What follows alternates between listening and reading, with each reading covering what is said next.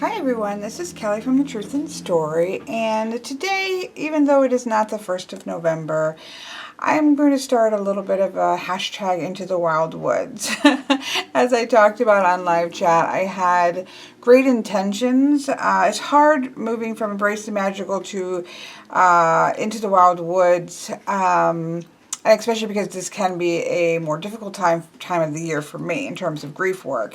So I think I was a little overly enthusiastic, and things happen. So I don't think just because things happen late that we can't enjoy them anyways. So I decided to just go ahead and plunge right in, starting today, doing a little bit of Into the Wild Woods for me. So the woods for me have always, trees in the woods have always, since I was a little girl, been something that I have been very, very connected to. I think I spent the majority of my childhood up in a tree. There was one in particular that I have since gone back and visited, as well as under the branches of a willow tree that I used to spend much time feeling like I was just in this secret world behind these branches of a willow tree.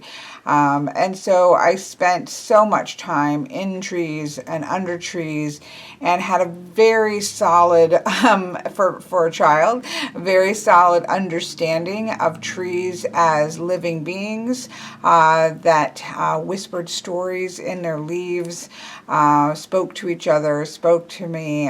Trees for me have always, and the idea of the woods being filled with trees, have always held a deep connection and reverence and joy for me.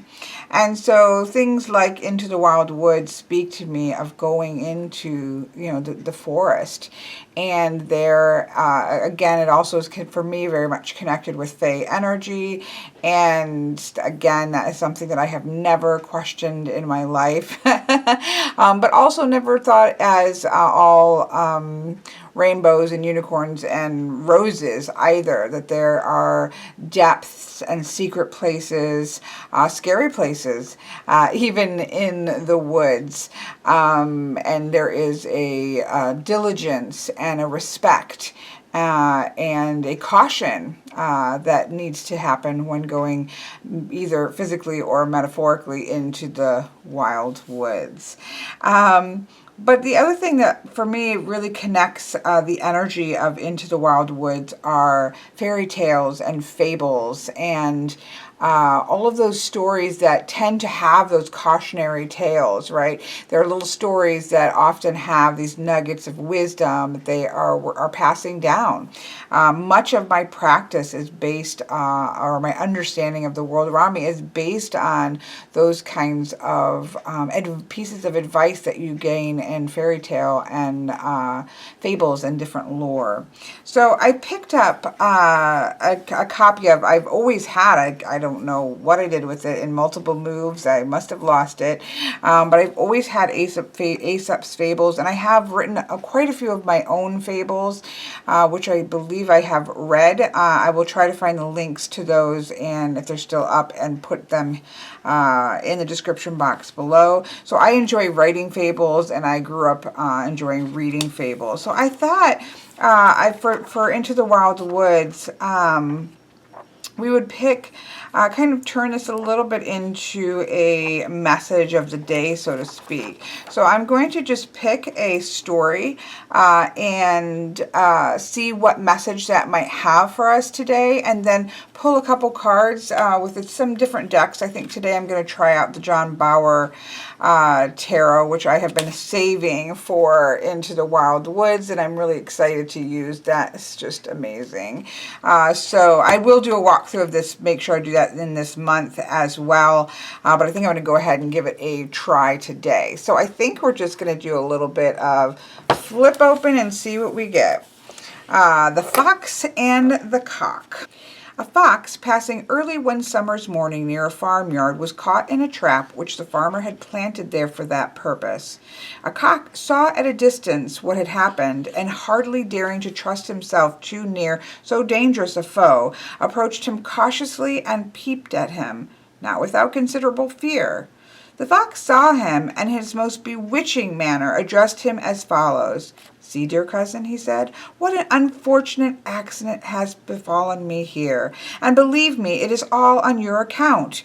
I was creeping through yonder hedge on my way homeward when I heard you crow, and resolved, before I went any further, to come and ask after your health.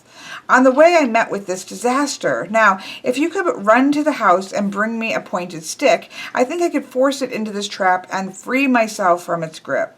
Such a service, believe me, I should not soon forget. The cock ran off and soon came back, not without the stick, but it was carried in the hand of the sturdy farmer to whom he had told the story, and who lost no time in putting it out of Master Fox's power to do any harm for the future. And these will not all be kind and gentle to the world of animals and or people. Use discrimination in your charities. So again, all of these little stories and things usually had some sort of message that they would have to teach you. And so clearly we can extrapolate, right, where the story would have gone had the cock come back with a stick and gave it to the fox. The fox, of course, being wily and smart and hungry, would have gotten the trap open and would have eaten the cock, and the cock would have learned a valuable lesson, but too late to have done anything about it. And there are stories like that amongst the Aesop's fables. But the message here, right, is that while we all want to be kind-hearted and good and helpful and charitable, we also need to be careful, right? We need to be discriminating. We need to be paying attention to our senses. We need to be paying attention to what our instincts are telling us about whether or not we are putting ourselves in a good situation or not, whether our good intentions might actually be harming us or have potentially harm us versus being very helpful, right? And that it's a good message for everybody to learn, that we have, I believe, and this is one of the things about Into the Wild Woods, right? I believe that as children, I believe that we listen to our instincts far more easier than we do as adults when we've sort of been trained in ways, right? We've been trained to be good. We've been trained to be charitable. We've been trained to help those in need. We've been trained to perform certain niceties and certain social conventions. And so that can sometimes lead to difficulties, right? I remember one time my son did not like to just have random people to hug him. Now, he was always smaller for his age because of his illness. He was small. He often looked younger than his sister, who was 2 years younger than he was. And so he was cute, especially when he was little. He was just tiny but running around, and so people invariably wanted to touch him or pat him or hug him, and he really wasn't fond of that. And at first, as a mother, I kind of felt like, okay, well, be polite, right? Be polite. Go hug this person or whatever, whatever that might be, like, have good manners. But I read something and it struck me that we're kind of setting our children up not always for in a good way to have them just trust anybody who wants to come up and, again, go into their personal space, right? This is they're human beings with their own personal space, and just out of politeness shouldn't be forced into allowing strangers into their personal space. And then later on down the road, we say, oh, don't trust strangers, don't talk to strangers. But we've already instilled in them that it's polite to go up and shake a hand or allow a random person to touch them or give them a hug or something of that nature. And we're sending mixed messages. I know this got really dark, doesn't it? Fables can get dark. My point is that we are often trained into allowing ourselves to be in situations that we probably shouldn't be in. We should be trusting our instincts. We should be guarding our personal space and listening to our guts, listening to our intuition when it sometimes says, you know, yes, it seems like this is a really nice thing to do, but you actually might be putting yourself into a dangerous situation. So I think that, you know, again, I think that while obviously we feel a little sorry for the fox would have eaten the chicken. It's the law of the world. The fox was hungry. The chicken is a good meal. And had the chicken given him the stick, he would have become a meal. He would have done something kind, but he would have become somebody's meal. So, this is the random ways that things can go, right? With fables. So I just thought we'll take that, right? We'll take that theme of being discriminating, trusting your instinct, not always doing what you think is the right thing to do because that's what society says, and kind of just pull 3 cards based on that premise and see what we see.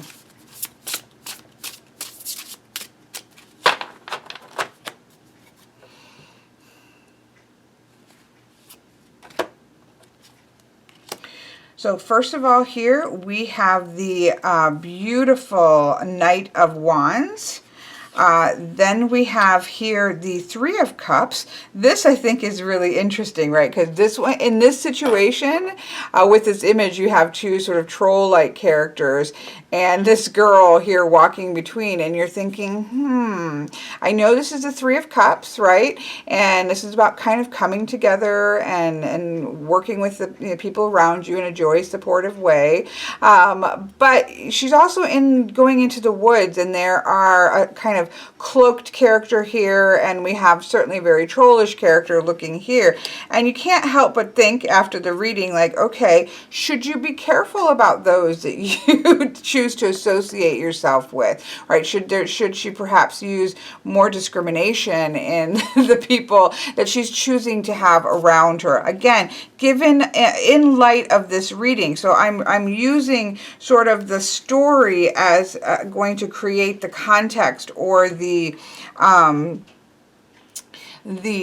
message behind it that these cards are going to relate to. So with the 3 of Cups showing up here in the middle, that's how I'm going to choose to look at this in light of this, that we do need to be careful of the people that we have around us in our personal space, right? That we allow in there is a lot, and it's not just in terms of danger and stranger danger and these kinds of things like that, you know, those serious topics, but, you know, in terms of a reading, we're not really looking at maybe perhaps physical danger, but just simply, are we surrounding ourselves with the right people, the people that are going to help to uplift us, not continually bring us down, the people that are going to encourage us towards growth and change and becoming better human beings, versus kind of getting stuck in a rut. You know, you get those people that you just kind of, when you slide back when you're with them, because you just kind of go back into old patterns that no longer really serve you anymore. So I think with the 3 of Cups here, really thinking about who it is that you allow in your circle, in your inner space. And it doesn't mean that we can't support people. So the message of this is to never have charity. The message, or be kind, or be friends with somebody who's in a difficult situation. But the message is to be discriminating and to make sure that the people that you are associating with, the people, especially 3 of Cups are often celebrating together. These are people that are close in your circle. Are these people that are uplifting you, supporting you, have as their agenda to see you succeed and to move forward? I think that works really powerfully with the actual story.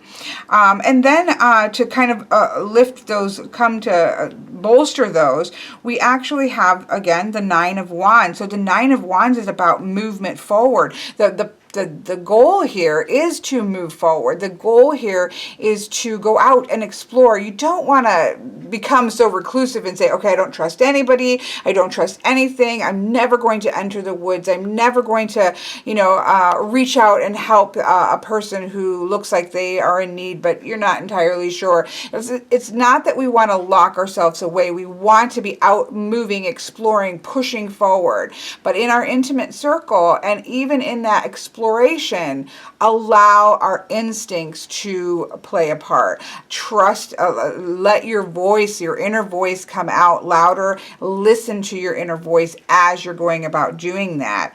And then we have the Eight of Wands here. Let's read this one. I'm curious.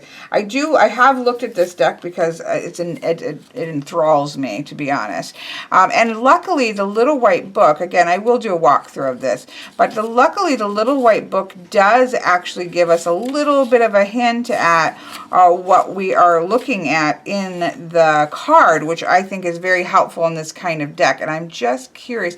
We see this beautiful sort of flying elemental energy here with children on the back. So you have that sense of movement here, right, through the clouds, which I think is beautiful with the Eight of Wands. But I just want to see what they're saying.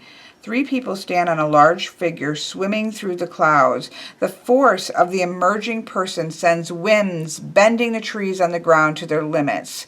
The meanings here: manifesting possibilities from your creativity, receiving a message, and riding the winds of change. Oh, I love that concept of riding the winds of change, right?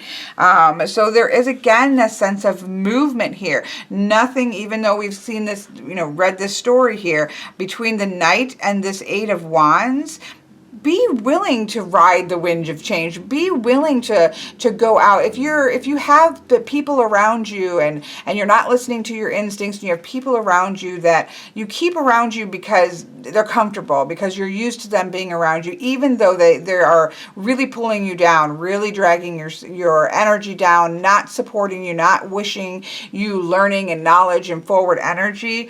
We often we stay with what's comfortable, even though it's definitely holding us back. And so these concepts, they still go out and explore, but be willing to change, be willing to ride the winds of change, and find new people and situations to surround yourself with that are in alignment with what it is that you are trying to accomplish in your life. Listen to your instincts, but don't let them lock you down so that you're not out adventuring. So I think this worked. I don't know. I thought this would be a way to kind of step into the wild woods in a way. And so I hope that you have enjoyed this and that this message means something or helps in some way. It was a joy to be able to do this with you, and I will see you again.